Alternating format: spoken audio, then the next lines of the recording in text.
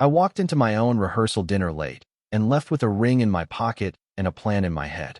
The plan arrived the moment I saw the hotel hallway camera feed on my phone. My best man entering Hannah's suite after midnight and leaving at 3:14 a.m. Hoodie up, head down.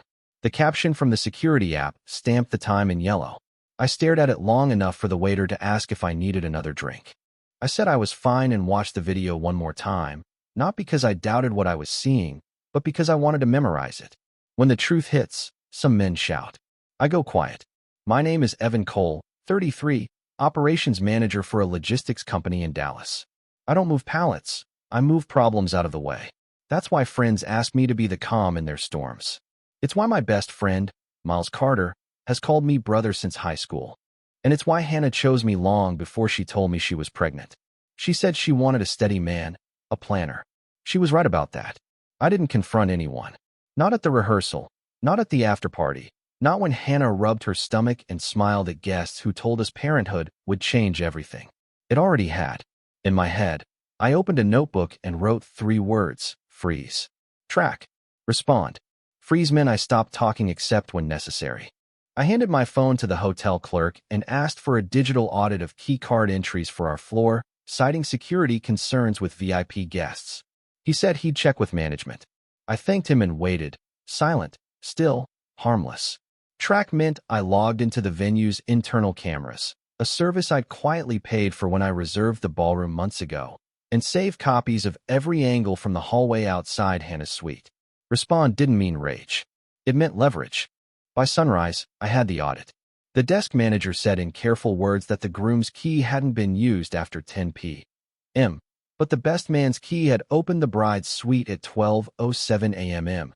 and again at 3:12 a.m. He added that the late-night access might be innocent. I told him I agreed completely and asked him to email the report for my records. He did. At breakfast, Miles slapped my shoulder like nothing was wrong. He said the day was finally here, that he'd handle whatever I needed. Hannah looked pale and blamed nerves. I nodded as if I believed both of them. Inside, I was building a checklist. Copy the prenatal insurance forms I'd been paying. Photograph the custom crib I assembled by myself last month. Call my banker and confirm the status of the separate account I opened the week before. Just a precaution when wedding invoices started arriving with unapproved add-ons under Miles's name. By noon, pressure did its work. Miles kept glancing at the exit doors and checking his phone. Hannah asked the makeup artist to redo everything twice. My mother said I looked calm, almost peaceful. That was accurate.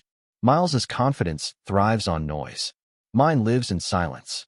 I never planned to embarrass anyone. I planned to document, step aside, and walk out clean. Then the officiant called to verify the order of vows, and the idea arrived fully formed and perfectly timed. At the altar, when everyone leaned in to hear 2 soft words, I would answer differently. Not loud. Precise. Next, I'll tell you what I set in motion between the rehearsal and the ceremony, and why the quietest sentence I've ever spoken made the room stop breathing. The wedding morning felt like a military exercise. Every timeline was rehearsed, every role assigned. My groomsmen were joking too loudly. The photographer hovered like a hawk, and Hannah's friends fussed over last-minute details. I moved through it all quietly, shaking hands, smiling at cameras, carrying an invisible weight no one else could see. Miles tried too hard. He cracked jokes he'd never used before, laughed at his own lines, kept glancing at me like he needed reassurance. That was how I knew the guilt had started leaking through his confidence. My plan was simple. Keep everything moving forward. Let them think the performance was working. While they were busy covering their tracks, I was documenting. Freeze. Track. Respond. In the pocket of my jacket, next to the vows I'd never read, was a flash drive. Inside it sat the hallway footage, the keycard audit, and the time-stamped copy of the security logs. Enough to bury both of them if I chose. I wasn't going to swing it like a weapon yet. Timing mattered. Pressure built slowly, then broke all at once. When Hannah walked into the bridal suite that morning, I noticed the way she avoided my eyes. Her smile was there, painted on, but her hands trembled when she held the bouquet. Someone whispered that it was normal nerves. I knew better. She carried 2 secrets now, the pregnancy and the betrayal, and the weight was crushing her. Instead of confronting, I moved pieces quietly. I asked the officiant to confirm that microphones would be live for the vows. He smiled, said of course, the guests in the back should hear every word. Perfect. I asked the videographer to set an extra camera near the altar for a wide shot. He thought it was about angles. It wasn't. It was about evidence. By afternoon, Miles was pacing, checking his watch every 2 minutes.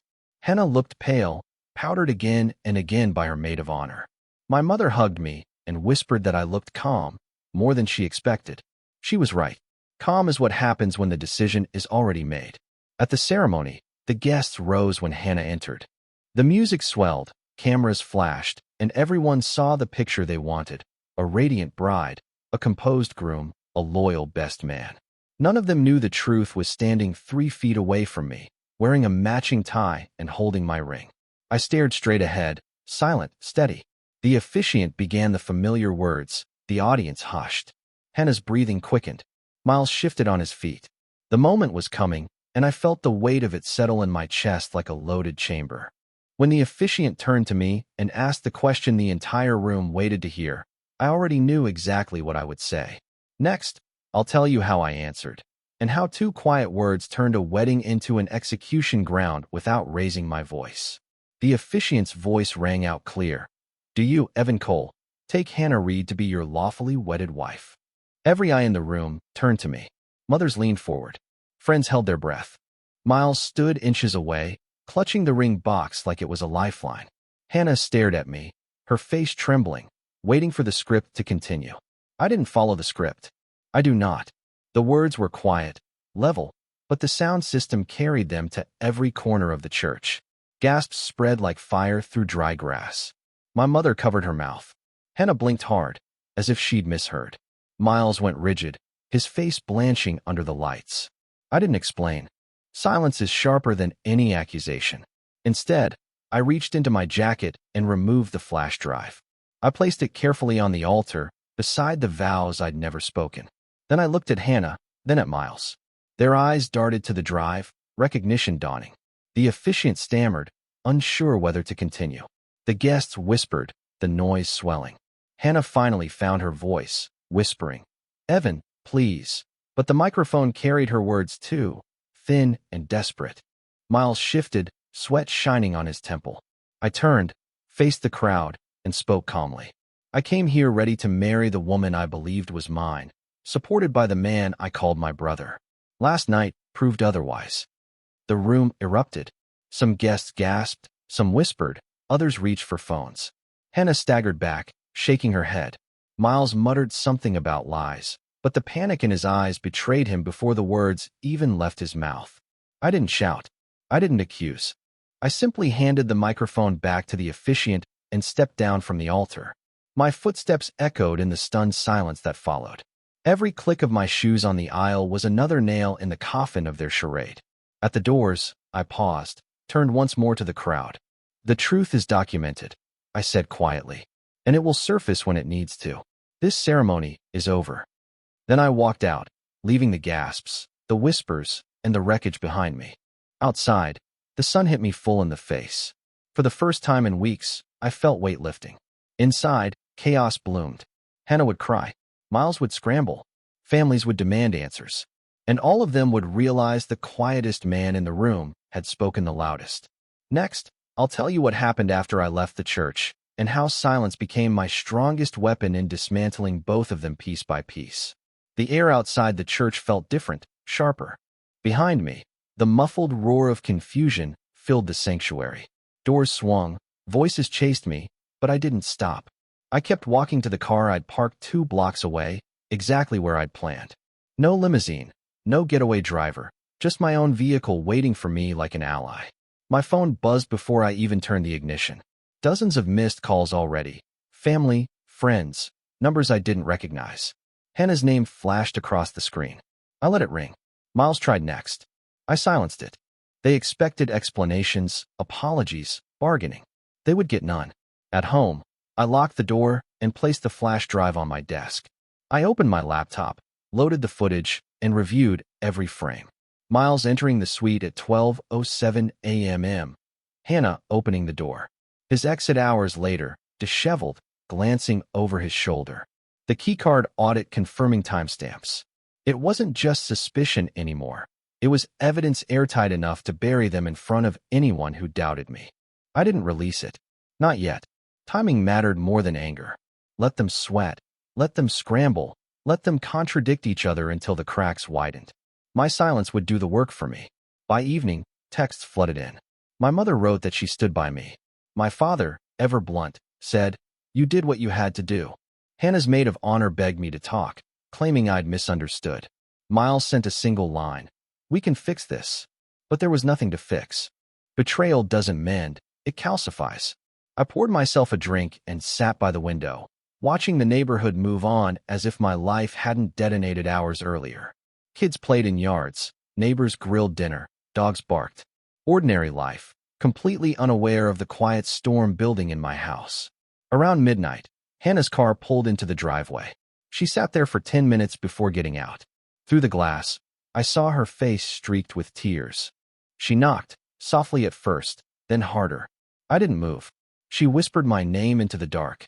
When no answer came, she broke down on the porch, shoulders shaking. I watched in silence, not to enjoy her pain, but to etch the moment into memory. The cost of choices, the collapse of trust. When she finally left, headlights disappearing into the night, I returned to my desk and began writing. Not a confession, not a plea, a record, a timeline, a plan. Next, I'll tell you how I turned evidence into leverage and why Miles realized too late that I'd been preparing for this long before the wedding ever began. The morning after the wedding that never was, my house felt like a bunker. Quiet, controlled, stripped of distractions. The phone kept vibrating on the counter, a steady hum of unanswered calls. I didn't touch it. Silence was my answer. Instead, I spread documents across the table like a general mapping a battlefield. Bank statements, medical bills, insurance forms, all in my name. Hannah had leaned on me financially for years, and I had the paperwork to prove it. Miles, on the other hand, had leaned on me for something else. Loans, favors, jobs I'd helped him land, and cover-ups I'd handled when he messed up. I'd been his shield more times than I could count. He thought that made me soft. He was wrong. It made me armed. I pulled out a second flash drive and began building a package. The footage of Miles and Hannah's suite. The keycard logs. Screenshots of Hannah's text messages hinting at late-night talks. Copies of financial records tying both of them to me.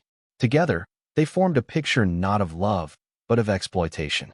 By noon, the calls shifted to emails. Miles wrote long paragraphs begging for a meeting. He used phrases like brotherhood and history as if they still meant something. Hannah's messages swung wildly, from apologies to denials, from pleading to anger. I answered none of them. Let them circle, let them sweat. Pressure works best in silence. In the afternoon, a knock came at the door. Not Hannah this time, Miles. His shadow stretched across the porch as he muttered into his phone, pacing. Finally, he knocked harder, voice raised. "We need to talk, man. Don't do this." I stood in the hallway, just out of sight, listening. His voice cracked once, the sound of a man who suddenly understood the ground had shifted beneath him. He wasn't in control anymore. I was. After 20 minutes, he left. Tires screeched as he sped away. I returned to my desk, calm, deliberate, and finished encrypting the drive. One copy went into my safe, another into a deposit box at the bank. The third, I scheduled to auto-send by email if anything happened to me. This wasn't about revenge. It was about clarity, about showing them, and anyone else who doubted, that I had been watching, documenting, preparing. By evening, news had spread. Guests who witnessed the altar scene were posting online. Whispers turned into speculation, speculation into stories. And in every version, one detail stayed constant. I had stayed calm while everything collapsed. Next, I'll tell you how I used that calm to dismantle Miles piece by piece, until the best man everyone once admired became the man nobody trusted. Miles always thought he could outtalk any problem. He believed noise was power, jokes, charm, fast excuses. But noise collapses in the face of silence. And I gave him nothing. The day after he showed up at my house, I called in a few quiet favors. Old colleagues, people who still trusted me. Miles had been reckless for years, missed payments, failed ventures, shady loans. I didn't have to dig far to find cracks. What I found, I organized into a clean file. unpaid debts, eviction threats, emails showing him begging for money while pretending to live large. His image was built on borrowed time. I didn't release it to the public. I didn't need to. Instead, I sent a single message to him. I know more than you think. Stop contacting me. Attached was one screenshot, just enough to make him sweat. Within an hour, he called 6 times. By evening, he was messaging apologies, then threats, then pleas again. Silence remained my weapon. Meanwhile, Hannah's side of the story began leaking. A cousin posted online that she had been betrayed by Evan, abandoned at the altar. A few guests backed her up, claiming I'd humiliated her without reason. I stayed quiet. I knew patience would turn opinion my way. People love a scandal, but they love the truth more when it arrives with receipts. 2 days later, a private message landed in my inbox from one of Miles's ex-girlfriends. She wrote that she'd seen the rumors and wanted me to know I wasn't crazy. Miles had done the same thing to her. Charming, cheating, lying, draining her bank account before disappearing. She attached screenshots of old texts and a copy of a restraining order she'd filed years ago. Another piece of the puzzle dropped into my lap. I saved everything. Each file, each message, carefully labeled, copied, stored. A fortress of evidence built brick by brick. That week, I met with my attorney. Not to sue, yet, but to position. I laid out the timeline, the evidence, the finances. He leaned back and said, "Evan, if this goes public, neither of them recovers. Not personally, not financially." I nodded. That was the point. At the same time, I began moving quietly in my own life, closing joint accounts, transferring assets, securing my future like a soldier reinforcing his perimeter. By the time Hannah and Miles realized what was happening, the ground beneath them was already gone. The best man who once stood beside me at the altar was now standing alone, exposed. And I hadn't raised my voice once. Next, I'll tell you how I turned the wedding disaster into a controlled strike, making sure Hannah faced the weight of her choices with no room left to hide. Hannah tried to rewrite the story before the dust even settled. To her family, she was the abandoned bride. To friends, she was the victim of cold feet. She leaned on sympathy, posting carefully worded messages online about resilience and healing. It looked polished, almost convincing. Almost. But sympathy has an expiration date, and I held the stopwatch.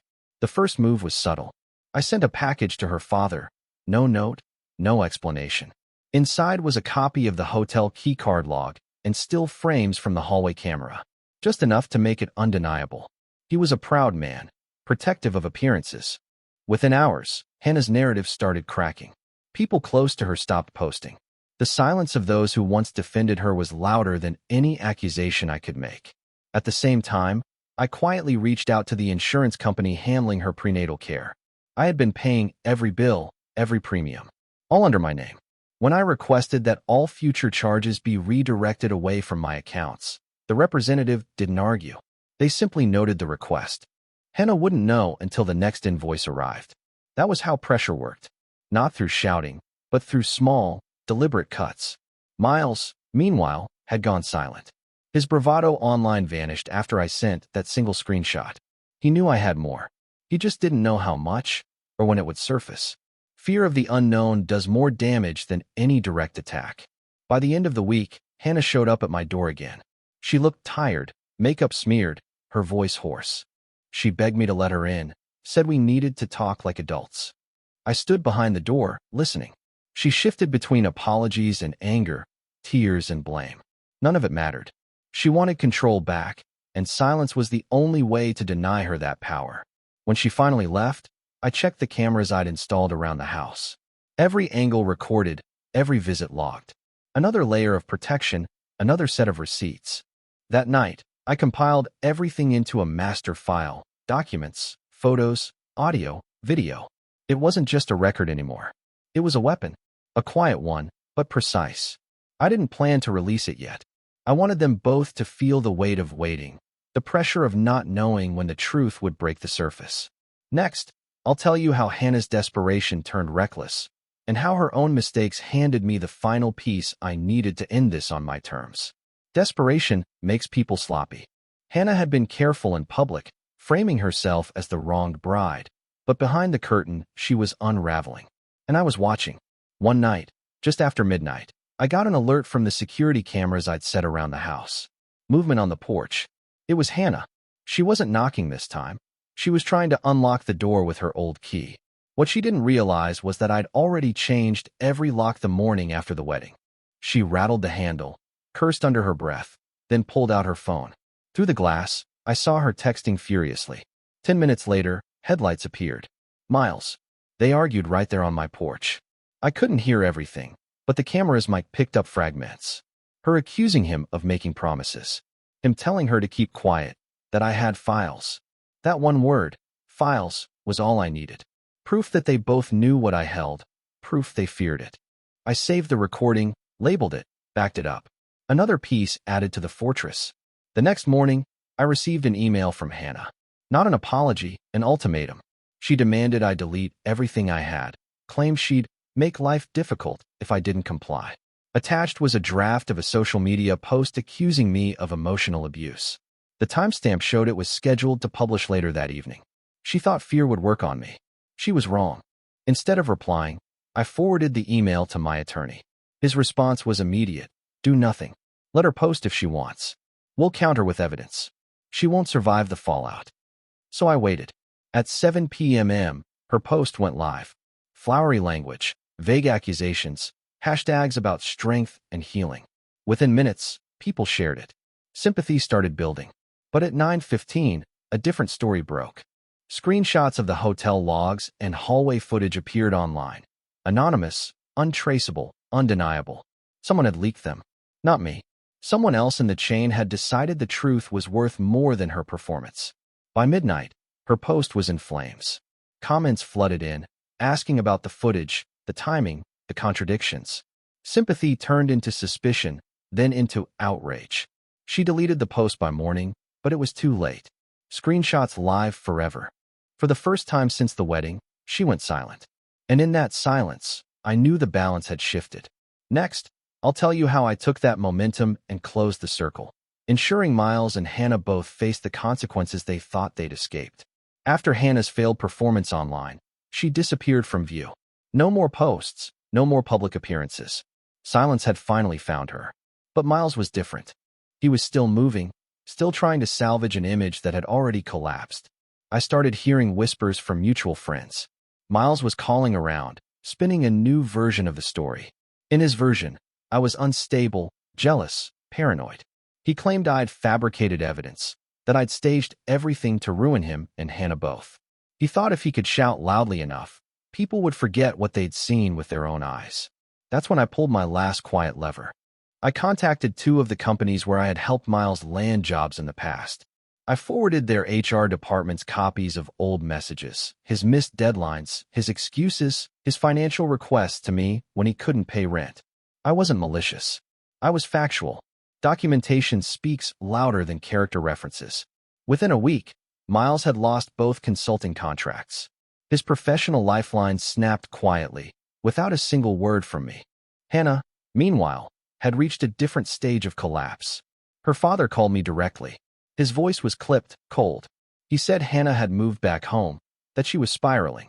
He wanted to know what I planned to do with the files. I told him simply, they stay with me. They don't go public unless they need to. He didn't like the answer, but he understood it. The weight shifted to his side now. Let him manage the daughter who thought she could rewrite truth. Late one night, Miles tried one last time. He showed up outside my house again, this time drunk.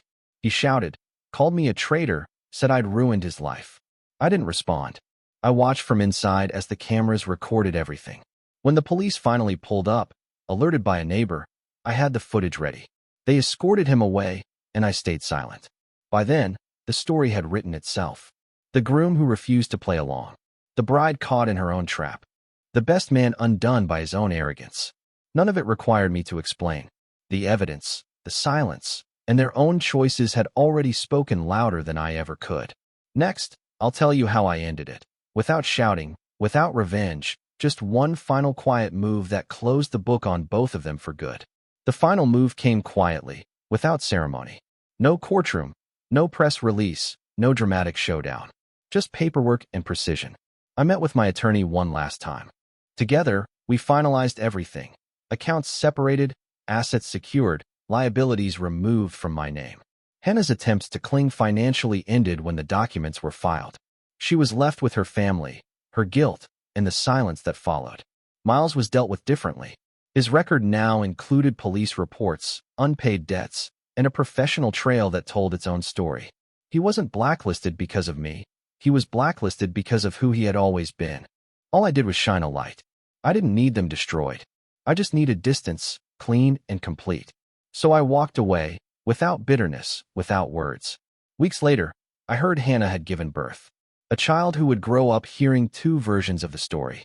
Maybe one day that child will find out the truth. Maybe not. Either way, the truth doesn't need my voice anymore. It lives in the records, in the evidence, in the choices their parents made. Miles faded faster. Friends stopped answering his calls. The same people who once laughed at his jokes now crossed the street to avoid him. His noise had finally collapsed into silence, the same silence he once mocked me for. As for me, I rebuilt, not loudly, not quickly, but methodically. I moved into a new place, far from the old neighborhood. I started running again, eating better, focusing on work. My life became lighter without the weight of betrayal pulling at every corner. People asked if I hated them. I didn't. Hate requires energy, and I refused to give them that. One evening, months later, I sat on my porch with a glass of water, the sun sinking low. My phone buzzed, a message from an unknown number. It read, "I never thought you'd actually go through with it. You win." No name, no signature. I deleted it without replying. Victory isn't in being acknowledged. It's in no longer needing to be. Some men fight loud. Some men plead, threaten, or destroy themselves trying to shout over betrayal. I learned something else. Silence is sharper. It doesn't beg. It doesn't explain. It just waits. And when the waiting ends, it closes the door forever. That's how my story ended. Not with raised voices, not with revenge shouted from rooftops, but with quiet steps forward, leaving behind the wreckage of people who thought they could break me. They didn't. The quiet man won. What would you have done in my place? If the story hit you, leave a like. And don't forget to subscribe. It only gets stronger from here.